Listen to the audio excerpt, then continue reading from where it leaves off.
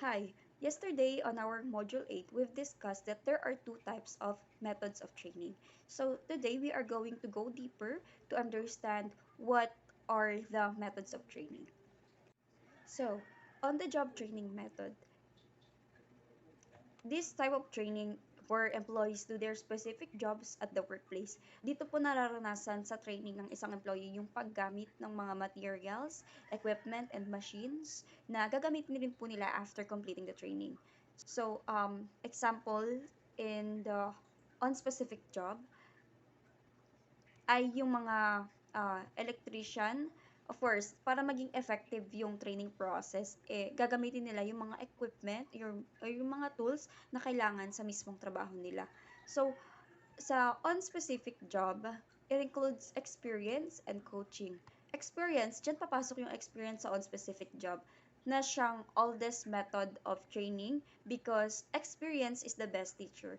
And sa coaching, importante po ito because employee would get some advice from their coaches based on their performances and to understand if they are failing or achieving the goal of the team.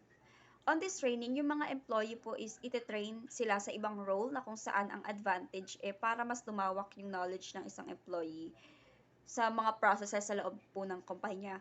However, based on my experience din po, ang disadvantage po nito is pag wala yung employee na yon or absent, ikaw yung pagagawain sa trabaho. Kesyo, train ka naman daw po kasi. As a special project, halimbawa may mga project yung isang company and yung mga trainees sa bawat department ay magsasama-sama para mabuo nila yung project sa pamamagitan ng pag-contribute ng mga ideas nila based on their expertise. Kaya dito po magiging mas engaged po sila sa task na align sa kanilang mga roles. Apprenticeship. Under this method, the trainee is placed under a qualified supervisor or instructor for a long period of time depending upon the job skill required. Okay, so for this one, para kang magiging assistant ng instructor mo dahil magkasama nga po kayo for a long period of time and may mga ipapagawa po siya sa'yo na na task na align din naman po sa kanilang mga roles. Vestibule training. So, ang process naman po ng training na ito ay para sa kaalaman ng mga employee kung papaano mag-operate sa mismong trabaho na. Like for example, sa factory, may mga simulated na machine na katulad rin po ng machine na ginagamit sa mismong production ng products na kung saan pwede pong pagpraktisan ng mga trainees para maging familiarize po sila dun sa equipment na gagamitin sa mismong production. This type of training naman will help managers to prepare for bigger roles. Like for example, yung bawat department, syempre may kanya-kanya po sila mga manager. Then, yung mga manager na yon ay yung nagpaplano kung paano po nila pwedeng kung ano yung pwedeng gawin nila para mag-improve or mas lumaki pa yung company. So, they will, pag nagsama-sama na po sila, they will contribute their ideas to help the business grow. Okay. Off-the-job training method. Ang kaibahan naman po nitong training na ito, more on discussion siya and educating employees away from their actual workspace. Unlike sa on-the-job, it is more on experiencing their job role. Okay, the first one is the special courses and lectures. Lecturing is the most traditional form of formal training method. Special courses and lectures can be established by business organizations in numerous ways as a part of their development programs.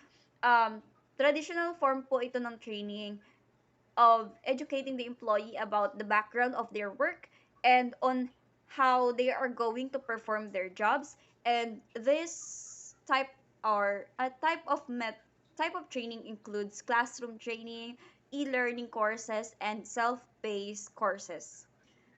Conferences. So in this method naman po, though may discussion pa rin, ang kaibahan lang po sa traditional form, yung mga trainees magiging engaged sa discussion dahil po may mga group-based activities na gagawin po sila.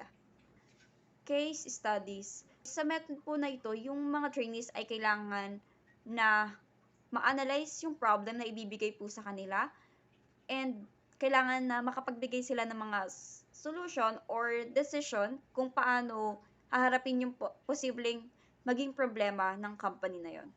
Kaya dyan din po papasok yung brainstorming, which is a method of stimulating trainees to creative thinking. So, sa brainstorming, makakatulong po siya sa mga trainees na makapagbigay ng mga ideas po nila. Lastly, laboratory training. Katulad din po siya ng vestibule training, which may mga simulations din na gagawin dito, like real life situations or real life scenarios na ma-encounter nila pagdating sa workplace or sa mismong production, which is makakatulong din po sa mga trainees sa magiging role po